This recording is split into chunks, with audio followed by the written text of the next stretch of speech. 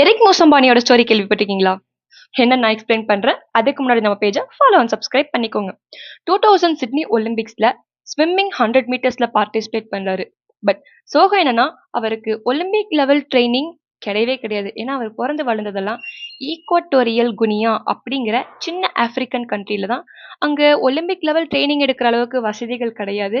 ஹோட்டல்ல இருக்க swimming pool, அப்புறம் லேக், இந்த மாதிரி இடத்துல தான் ப்ராக்டிஸ் பண்றாரு.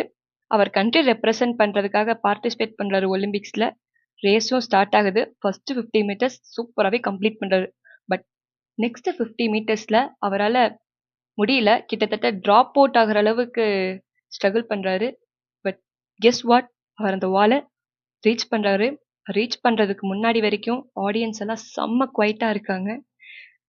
பட் ரீச் பண்ண உடனே ஆடியன்ஸ் எல்லாம் கிட்டத்தட்ட ஸ்டாண்டிங் ஓவேஷன் கொடுக்குறாங்க. ரொம்ப டைம் எடுத்து தான் ஆனால் ரீச் பண்ணாரு. பட் ஸ்டாண்டிங் ஓவேஷன் கொடுக்குற அளவுக்கு வளர்ந்துருக்காரு. அந்த கோல்ட் மெடல் வாங்குறவங்களுக்கு கூட அந்த அளவுக்கு பேர் புகழ் கிடைக்கல. ஆனால் இவருக்கு கிடைச்சது. ஏன்னா அந்த ரேஸை அவர் குயிட் பண்ணல. இதே தாங்க நம்ம லைஃப்லையும். நம்ம லைஃப்ல ஃபர்ஸ்ட் வரது முக்கியம் இல்லை, லாஸ்ட் வரைக்கும் யார் கரேஜோட ஃபைட் பண்றன்றத முக்கியம். So follow for more.